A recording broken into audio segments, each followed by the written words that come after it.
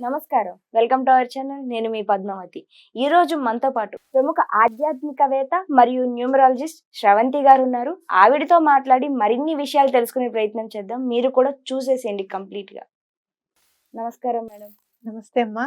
Madam, యాక్చువల్‌గా మనకి మార్గశిర మాసం నాడు సంకటహర చతుర్థి స్టార్ట్ అవుతుంది. అంటే బుధవారం రోజు.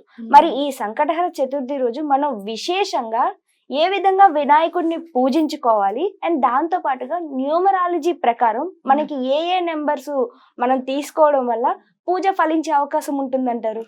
మనం ఎప్పుడు కూడా ఇక్కడ స్విచ్ వర్డ్ చెప్తాం. స్వామికి సంబంధించిందే చెప్తాం స్విచ్ వర్డ్. అయితే ఇప్పుడు మనము ప్రతి సారి అసలు సంకటహర చతుర్థికి పేరు ఉంటుంది అనమాట. అంటే ఏకాదశులకు ఉన్నట్టు సంకటహర చతుర్థికి కూడా పేరు ఉంటుంది. ఈసారి మార్గశిర మాసం వచ్చే సంకటహర చతుర్థికి అకూరథ సంకటహర చతుర్థి అని పేరు. అఘోరత అంటే మీనింగ్ ఏంటి మ్యామ్? యాక్చువల్లీ దానికి గల విశ్లేషణ ఏంటి? అకూరథ అంటే ఎలుక మీద ఎలుకని వాహనంగా చేసుకున్నవాడు అని అర్థం అన్నమాట. ఓకే. ఇక్కడ చూసుకుంటే మీరు సుబ్రహ్మణ్యేశ్వర స్వామి నెమలిని, అలాగే అమ్మవారు పులిని, అట్లాగే మీరు ఎన్నో జంతువులు ఒంటెని ఆంజనేయ స్వామి ఒంటెని తీసుకోవడం అనేది మనం చూస్తూ ఉంటాం కదా. ఇక్కడ ఎలక వాహనంగా అంత చిన్న ఎలక మీద ఎలా స్వామివారు ఎలా వస్తారా అనేది మనకి ఆలోచన. అయితే ఎలాంటి కష్టాలున్నా కూడా అంత చిన్నగా ఎలా మనకి చిట్క వేసినట్టుగా ఎంత ఫాస్ట్ గా తీసేస్తారు అనేది ఇది ఒక సింబాలిజం గా మనం తీసుకోవచ్చు అన్నమాట. అట్లాగే దారి చూపిస్తుంది ఏనుగు అడవిలో అని చెప్పి మనం ఎప్పుడు చెప్పుకుంటాం. అలాగే వినాయకుడు కూడా మనకి ఎలాంటి కష్టం ఉన్నా కూడా మంచి దారిలో మనం తీసుకొని వెళ్ళి ఆ కష్టాన్ని సమూలంగా నిర్మూలించేస్తారు అని చెప్పి గట్టిగా నమ్మాలి మనము. అట్లాగే మీరు చూస్తే గనక అకూరథ అని వచ్చింది కాబట్టి చెప్తున్నాను. ర్యాట్స్ ఏంటంటే ఎలుకలు చాలా ఫర్టిలిటీకి చాలా మంచిది అనమాట. అంటే అవి తొందరగా పిల్లల్ని కనడానికి, అలాగే చాలా ఇంటెలిజెంట్ అవి. అసలు ఎలా వెళ్ళిపోయాయో, ఎలా పెద్ద పెద్ద హోల్స్ చేసేసాయా అని అనిపిస్తుంది మనకి. వాటి ఇంటెలిజెన్స్ కి చాలా పెట్టింది పేరు. కాబట్టి మీరు చూసుకుంటే గనక ఆయన మన జ్ఞానాన్ని మనకి ఇచ్చే వ్యక్తిగా, అలాగే అసలు ఇంటెలిజెన్సే వాహనమే ఆయనకి అయిందని చెప్పుకోవచ్చు. అవునా? మరి అలాంటి స్వామి తప్పకుండా మనకి కష్టాలు ఏమున్నా కూడా తీర్చేస్తారు. ఎవరైనా సంకటహర చతుర్థి విధి విధానాలతో గనక మేము క్రితం నెల చేసుకోలేకపోయామండి, అసలు స్టార్ట్ చేద్దాం అనుకున్నామండి, అవ్వలేదండి అని అనుకున్నప్పుడు మీకు ఏ నెల సంకటహర చతుర్థి చేయాలనుకుంటే ఆ నెల చేసేసేయండి. ఒక్కొక్కసారి ఎలా ఉంటుంది అని అంటే చేద్దాము అనుకున్నప్పుడు అది ముడిపడదు, చేయడానికి రాదు. మార్గశిర మాసం చాలా మంచిది. మీకు భగవంతుడి కార్యక్రమాలు ఏమైనా చెయ్యాలి అని అంటే గనక మీరు ఎన్నో చూసుకోవచ్చు. దత్త జయంతి కానివ్వండి, మార్గశిర షష్ఠి, మన సుబ్బారాయుడు షష్ఠి అని అంటారు, సుబ్రహ్మణ్యేశ్వర స్వామిది ఆ షష్ఠి కానివ్వండి, ఇంకా ఎంతో మంచి మంచి రోజులన్నీ కూడా మార్గశిర గురువారాలు కానివ్వండి, మనం చూసుకుంటే చాలా ఆధ్యాత్మికంగా శోభాయమానమైన మాసం అని ఖచ్చితంగా చెప్పుకోవచ్చు. కార్తీక మాసం కన్నా ఇది కార్తీక మాసం మీరు ప్రతిరోజు దీపం పెట్టడము దానికి ఉండే విశిష్టత ఉంది. కానీ మార్గశిర మాసంలో మీరు చూస్తే గనక దత్తుడు జన్మించాడు అని అంటే ఇంకా అంతకు మించి మాసం ఏముంది. భగవంతుడే గురువు రూపంలో మనకి దత్తమై ఉన్న మాసం అన్నమాట ఇది. కాబట్టి ఇప్పుడు వచ్చే సంకటహర చతుర్థిని అసలు వదులుకోకండి. ఎందుకు అని అంటే ఇది దత్తాత్రేయ స్వామి భక్తులకు కూడా చాలా ఇంపార్టెంట్ అని చెప్తున్నాను నేను. ఎందుకంటే స్వామివారు వినాయక చవితి నాడే పుట్టారు, శ్రీపాద శ్రీవల్లభులు కూడా. కాబట్టి తప్పకుండా ఈ చవితిన పూజ చేసుకోండి. మరి మీరు ఎలా చేస్తారు అంటే బుధవారం నాడే మనకి సంకటహర చతుర్థి ఉంది. పొద్దునంతా ఉపవాసం ఉండేసి సాయంత్రం పూజ చేసుకోవాలి. అలాగే మూన్ రైజ్ టైం అని ఉంటుంది మనకి, గూగుల్లో మీరు చెక్ చేసుకోవచ్చు.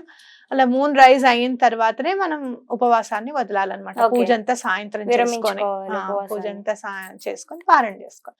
అయితే ఇక్కడ మనము స్వామివారికి మీరు ఎలా చేస్తారు అంటే వెదురు బుట్టలో బియ్యం పోసి స్వామివారిని హరిద్రా గణపతిని కూర్చోబెట్టడము, లేకపోతే కొన్ని సందర్భాల్లో వెండి వినాయకుడిని పెట్టి కూడా చేసుకుంటారు కొంతమంది. మీరు పూజ ఎలా అయినా చేసుకోండి. స్వామివారికి తప్పకుండా గరికని సమర్పించండి. గరికని సమర్పిస్తే ఎలాంటి సమస్యలైనా కూడా తొలగిపోతాయి. స్వామివారికి చాలా ఇష్టం గరిక అంటే. అట్లాగే మనం ఇప్పుడు ఏదైనా స్విచ్ వర్డ్ చెప్పుకోవాలి అని అనుకుంటే గనక స్వామివారి అవతారాల్లో రూపాల్లో క్షిప్ర గణపతి అవతారం కూడా రూపం కూడా ఉందన్నమాట. మనం చెప్పాం క్షిప్ర గణపతి వ్రతం కూడా ఒక్కటే రోజు చేయాలి, అదైతే చాలా బాగా కలిసి వస్తుంది అనమాట. అలా మీరు ఏమన్నా తొందరగా కావాలి, మనకి అనుకున్న పనులన్నీ అయిపోవాలి అని అనుకుంటే కనుక తప్పకుండా ఈ క్షిప్ర గణపతి వ్రతం కూడా చేసుకుంటే చాలా మంచిది. ఒకవేళ మీకు అది ఏ రోజన్నా చేసుకోవచ్చు, ఏ బుధవారం అయినా మంగళవారం అయినా క్షిప్ర గణపతి వ్రతం చేసుకోవచ్చు. అయితే మరి ఈ సంకటహర చతుర్థి నాడు మనం ఎలా పూజించాలి స్వామిని అనుకుంటే గనక ఓం గం క్షిప్ర ప్రసాదాయై నమః అని చదువుకో. అంటే ఇప్పుడు మనం చేసే ఈ పూజలోని మనం చేయాలనుకున్న వ్రత ఫలితం కూడా వచ్చే అవకాశం ఉందన్నమాట. ఓం గం క్షిప్ర ప్రసాదాయై నమః. ఈ అకూరత సంకటహర చతుర్థి గనక మనం పూజ చేసుకుంటే, క్రితం జన్మలో ఏమైనా పాపాలు చేసి ఉంటే కనుక, క్రితం జన్మ మాట పక్కకు పెట్టు, ఇప్పుడు తెలియక చేసిన పాపాలు ఉంటాయి కొన్ని చేయాల్సి వచ్చిందండి, చేసేసామని చెప్తుంటే నాకు ఆశ్చర్యం అనిపిస్తుంది. అలా చేయాల్సి వచ్చిన సందర్భాలు కూడా ఉంటాయా అని క్వశ్చన్ మార్క్ వస్తుంది. అలా ఏమన్నా గనక మీరు ఎవ్వరికి చెప్పుకోలేని బాధలు ఉన్నాయి, మీరు మీ మనసుకు తెలుసు మీరు తప్పు చేశారని, కానీ తల్లిదండ్రులకు కూడా చెప్పుకోలేని పరిస్థితిలో ఉన్నారు, ఎలా అని గనుక మీరు అనుకుంటే వెంటనే స్వామివారి పాదాలు పట్టుకొని ఈ నామం చదువుకోండి. ఆ పాపం నుంచి నాకు, ఆ పాపం యొక్క ఫలితాన్ని ఇవ్వకు స్వామి, నాకు నేను ఇంకా అలాంటి తప్పు చెయ్యను అని చెప్పి మాట ఇవ్వండి. తప్పకుండా ఆ పాపకర్మలన్నీ కూడా తొలగిపోవడానికి అవకాశం ఉందన్నమాట. ఎప్పుడు కూడా తెలిసి చేసినా తెలియక చేసినా మళ్ళీ రిపీట్ చేయకుండా ఉండడం చాలా బెటర్. ఏవైనా తప్పులైనా పాపాలైనా, అవునా కాదా? ఒక్కొక్కసారి చాలా చిన్న తప్పే పెద్ద పాపంగా పరిగణించబడుతుంది. అది ఆ చిన్న మిస్టేకే, కానీ దాని ఫలితం చాలా ఎక్కువగా ఉంటుంది. అలా ఎందుకండి అని అంటారు. 104 ఫీవర్ జస్ట్ 650 mg టాబ్లెట్ కి తగ్గిపోట్లా? నిజమే కదా మరి, అవునా కాదా? అంటే అట్లానే చిన్నదిగా చేసినా కూడా పుణ్యం అపారంగా రావడానికి అవకాశం ఉంటుంది. చిన్నదిగా చేసిన పాపం కూడా చాలా వెంటాడుతున్నట్టుగా తెలుస్తూ ఉంటుంది మనకి. కొంతమందిని చూస్తాను నేను, చిన్నప్పుడు కావాలని కర్రలతో కొట్టి చిన్న చిన్న కుక్కలకి ఇబ్బంది పెట్టడము, లేకపోతే లైన్ వెళ్తూ ఉంటుంది చీమల్ది, అక్కడ కావాలని డిస్టర్బ్ చేయడం, వాళ్ళకి ఏం కుట్టవు చేయవు ఏం చేయవు, ఆ డిస్టర్బ్ చేయడము, అక్కడి నుంచి చీమలన్నీ పోగేసుకుంటూ వెళ్తాయి పాపం బియ్యం అవి, అవన్నీ డిస్టర్బ్ చేయడం. అంటే ఒక పైశాచిక ఆనందం అన్నమాట, అది సడిస్టిక్.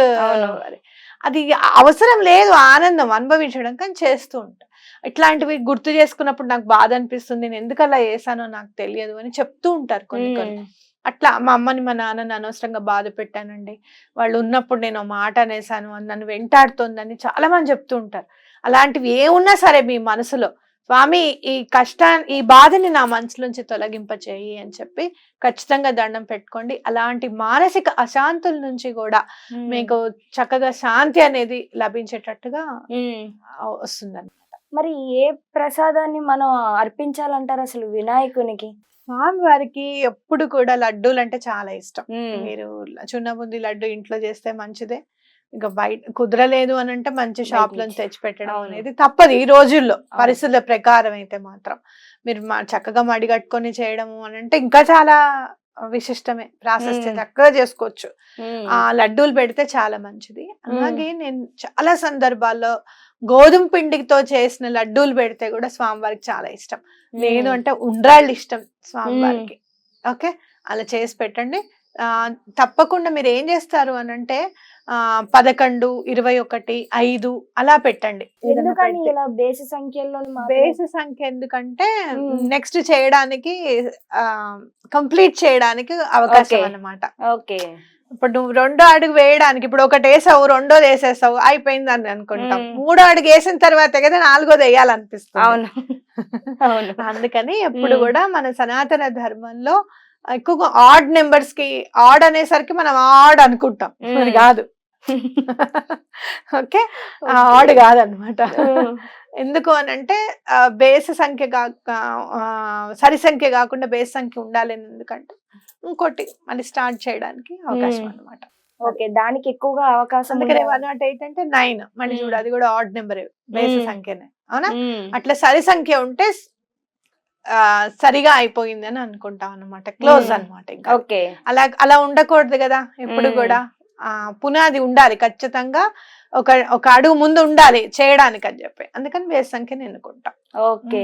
అట్లా ఏవైనా చిన్న చిన్న లడ్డూలు అవి పెట్టండి, స్వామివారికి చాలా మంచిది. అలాగే ఈ సంవత్సరం కూడా ఈ స్వామివారికి దండం పెట్టుకోవచ్చు. నెక్స్ట్ ఇయర్ చక్కగా మనది కాదు ఇది అని మనం అనుకుంటాం, కానీ 25 అయితే రాస్తాంగా, మనదైనా అవ్వకపోయినా వీ హ్యావ్ టు ఫాలో అవును ద సిస్టమ్, రైట్? మనది కాదు అని మనం ఈ మధ్య అనుకుంటున్నా, కొత్తగా జనవరి వచ్చింది అని అయితే మన మైండ్ లో ఉంటుంది కదా, 25 రాస్తున్నాం కదా, లేదంటే మేము 24 రాస్తామని అనం కదా ఎక్కడ కూడా. సో అది కూడా గుర్తు పెట్టుకొని నెక్స్ట్ వచ్చే ఇయర్ అంతా కూడా మాకు సంతోషంగా ఉండాలి స్వామి, మాకు ఎటువంటి బాధలు లేకుండా నువ్వే చూడు అని చెప్పి తప్పకుండా దండం పెట్టుకోండి. మరి ఈ రోజున విశేషంగా కలిసి వచ్చిన న్యూమరాలజీ నెంబర్ ఏమైనా ఉందంటారా ప్రతి ఒక్కరికి కూడా? అంటే 18th అయింది కదా మనకి. 9 చాలా పవర్ఫుల్ నెంబర్. ఎలా అంటే భగవంతుడికి సంబంధించినవి ఏవి చేయడానికైనా కూడా 9వ సంఖ్య చాలా మంచిది.